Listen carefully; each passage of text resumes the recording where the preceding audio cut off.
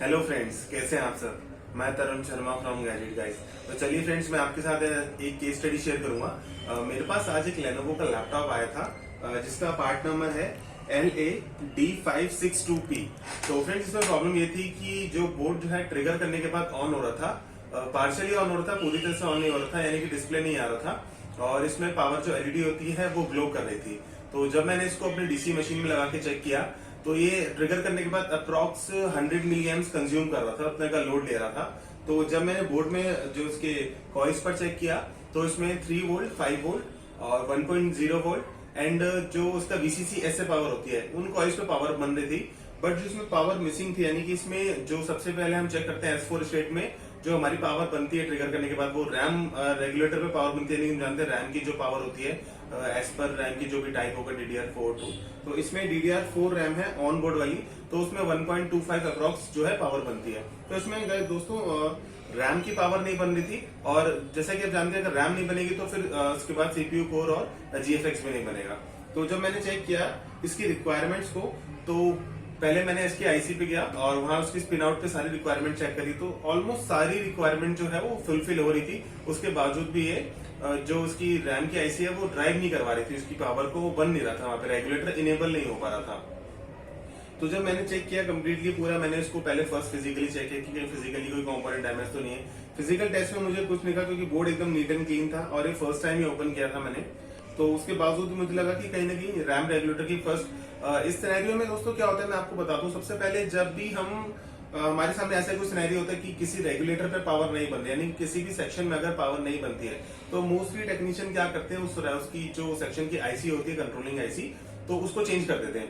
तो बट जब मैंने इस आईसी को ऑब्जर्व किया तो मुझे आईसी का फॉल्ट नहीं लगा बिल्कुल भी। मुझे आईसी एकदम परफेक्ट लगी थी कि मुझे थोड़ा भी डाउट नहीं हुआ कि आईसी खराब है। तो दोस्तों मैंने क्या किया, उसकी सराउंडिंग में जितने कंपोनेंट्स है वो चेक किए, तो जो उसके पास रजिस्टर होते हैं वो सारे चेक किए। तो उसमें एक जो रजिस्टर था जो कि आप जानते हैं टोन के नाम से एक पिन होती है, उस पर भी पावर आती है, कुछ वोल्ट कुछ मिली वोल्ट पावर आती है। तो उसको जब मैंने चेक किया, मैं उसको कोल्ड टेस्टिंग में चेक कर रहा था पूरे सर्किट को। तो मैं स्कीमेटिक के थ्रू जब चेक कर रहा था तो वो अप्रॉक्स जो उसमें टोन की लाइन में जो रजिस्टर लगा हुआ था उसकी वैल्यू थी 470 के, यानी कि 470 किलो ओम का वो रजिस्टर उसमें लगा हुआ था। तो जब मैंने फर्स्ट उसको चेक किया था अटेम्प्ट में, तो वो उसकी जो वैल्यू थी वो एकदम ठीक बता रहा था अपने अराउंड में। तो उसके बाद मुझे उस पर डाउट नहीं हुआ, तो मैंने उसको छोड़कर बाकी सारे रजिस्टर चेक किए, उनकी एकदम उनकी जो वैल्यू थी वो एकदम परफेक्ट आ रही थी। किसी भी कंपोनेंट में कोई प्रॉब्लम नहीं थी, कोई लीकेज नहीं था, या किसी भी रजिस्टर की कोई वैल्यू बढ़ नहीं गई थी, कम नहीं हुई थी। तो उसके बावजूद भी सेम इश्यू था इसमें। तो मुझे थोड़ी देर जब मैंने इसको ऑब्जर्व किया कंटिन्यूस, तो फिर दोबारा मैं सर्किट पे आया पूरे बोर्ड को चेक करने के बाद कि मुझे उसके बाद कुछ नहीं दिख रहा था। तो वापस जैसे ही मैं उस रजिस्टर पाया जो टोन की लाइन पे लगा हुआ था, तो उसकी वैल्यू सडनली जो है वो 160 के अराउंड शो करने लगी, यानी कि 160 किलो ओम के अराउंड शो करने लग गई। फिर मुझे डाउट हुआ कि कहीं ऐसा ना रजिस्टर जो है वो ब्लो अप हो गया, खराब हो गया, जिसकी वजह से वो अपनी वैल्यू सही नहीं बता पा रहा था। क्योंकि अगर वैल्यू उसकी रजिस्टर की सही नहीं होगी तो जो उसका इनपुट करंट है वो तो प्रॉपर आएगा, बट जो उसको आउटपुट करना है करंट, उसमें वेरिएशन हो जाएगा। और आउटपुट करंट में अगर वेरिएशन होगा तो आईसी जो है वो अपना परफॉर्म नहीं करेगी, यानी वो इनेबल नहीं होगी, वो ट्रिगर नहीं होगी, अपना काम नहीं करेगी। क्योंकि उसको एक पैरामीटर सेट होता है आईसी पे कि किस पॉइंट पे उसको कितना करंट चाहिए। तो अगर उसमें थोड़ा भी वेरिएशन होगा तो वो काम नहीं करेगी। तो वो जैसे ही रजिस्टर मुझे कम वैल्यू शो करने लगा, तो मैंने उसको सर्किट से बाहर निकाला और दोबारा मैंने उसकी जो है बाहर निकालने के बाद वैल्यू चेक करी, तो वो बिल्कुल परफेक्ट था, यानी कि वो 470 किलो ओम ही शो कर रहा था बाहर। तो मैंने उस रजिस्टर को फिर से लगाया और प्रॉपर उसको उसकी जगह पे सोल्ड किया। देन उसके बाद दोस्तों मैंने जैसे ही इसको चालू किया तो बोर्ड मेरा ट्रिगर हो गया। यानी कि हो सकता है कहीं ना कहीं उसमें मॉइस्चर रहा हो, नीचे कोई क्रोजन आ गया जो मुझे नहीं दिख पा रहा था। इवन मैंने अपनी लेंस से भी चेक किया तो उसमें मुझे कुछ नहीं दिख रहा था, वो परफेक्टली अपनी जगह पे था। बट उसकी जगह पे मैंने जब फर्स्ट मैं चेक कर रहा था बाहर निकालने से पहले, उसको जब मैं डीसी में प्लग इन किया हुआ था, तो उस वाली पिन पे मुझे इनपुट में तो 19 पॉइंट समथिंग वोल्ट मिल रहा था, बट आउटपुट में 1.5 वोल्ट आ रहा था। तो मुझे भी लगा कि क्योंकि टोन के हम जानते हैं कि कुछ 1.52 वोल्ट से हम मिली एम्प्स में ही उसमें जो है पावर शो करता है मिली वोल्ट्स में। तो वहां पे मुझे 1.5 नॉर्मल लगा, तो इसलिए मैंने उस टाइम्स को स्किप कर दिया था। लेकिन दोस्तों जैसे ही मैंने उसको रीसोल्ड किया था निकालने के बाद, तो मेरा बोर्ड ट्रिगर हुआ। तो मैं फिर से उसी पॉइंट पे गया क्योंकि मैंने सिर्फ एकमात्र ऐसी चीज थी जो बोर्ड में मैंने निकाल के लगाई थी। तो जब मैंने देखा तो उसके बाद जब मेरा बोर्ड ट्रिगर हो गया था तो उस टोन के पिन पे 0.98 पावर जो मिली वोल्ट्स का जो है वो करंट वोल्टेज का पावर जा रहा था। तो उसके बाद प्रॉपर वो फंक्शन करने लगा मेरा बोर्ड। तो तब मुझे गेस हुआ कि हो सकता है किसी कोरोजन की वजह से उसकी जो है वहां प्रॉपर कांटेक्ट नहीं हो पा रहा था, जिसकी वजह से वो एक्चुअल अपनी जो पावर है वो नहीं दे पा रहा था। तो उसके बाद मेरा बोर्ड ट्रिगर हुआ, सारी मेरी उसके बाद रैम रेगुलेटर भी इनेबल हो गया, मेरा सीपीयू कोर भी इनेबल हो गया।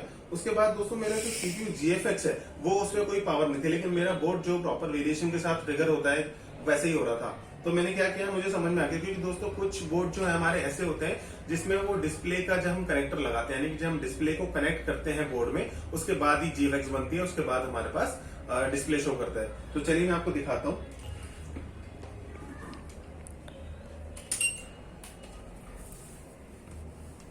देखिए फ्रेंड्स, मैंने इसको जो है अपनी पावर सप्लाई पे कनेक्ट कर लिया है बोर्ड को। अभी हम इसको ट्रिगर करते हैं। मैं ट्रिगर कर रहा हूँ, आप पावर सप्लाई पे वेरिएशन देखिएगा तो आपको समझ में आ जाएगा। मैं ट्रिगर कर रहा हूँ, देखिएगा उसको। देखिए दोस्तों, ट्रिगर हो गया बिल्कुल 300, 350, पौने 400 तक गया था, उसके बाद नीचे आ गया, यानी कि परफेक्टली जिस तरीके से हमारा बोर्ड ट्रिगर होता है उसी तरह हुआ था। तो चलिए दोस्तों, मैं अब आपको इसमें पावर शो करता हूँ आपकी, कि इसमें जो हमारी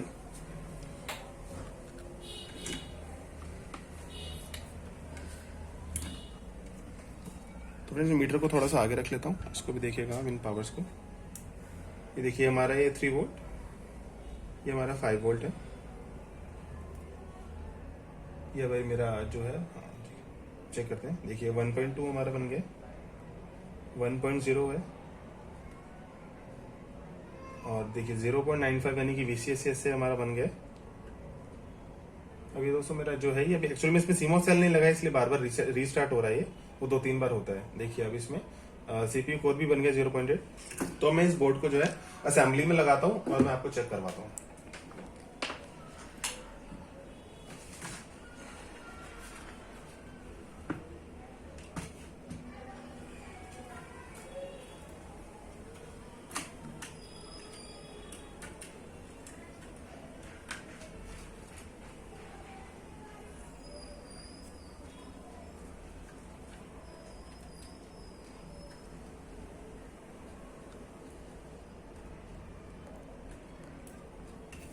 ठीक है फ्रेंड्स, मैंने अपना बोर्ड जो है वो कनेक्ट कर लिया है और मैं अभी आपको चेक कराता हूँ इसमें।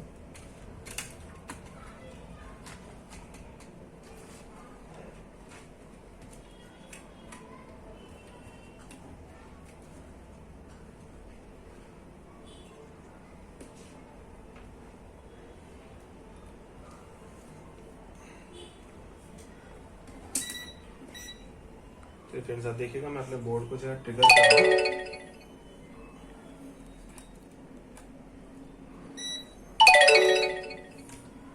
आप देखिए जो मेरा बोर्ड है ट्रिगर हो गया, और अभी आप नोटिस करेंगे इसमें डिस्प्ले भी आ गया। देखिए यहाँ पे लिखा आ रहा है चेकिंग मीडिया, तो यानी कि मेरा जो है डिस्प्ले ऑन हो चुका है, डिस्प्ले बोर्ड में आ गया। तो आई होप दोस्तों आपको ये केस स्टडी अच्छी लगी होगी, और आगे इन फ्यूचर आपके साथ ऐसी केस स्टडी मैं शेयर करता रहूंगा। इसी तरह से सपोर्ट करते रहिएगा, चैनल पे बने रहिएगा। Thank you so much.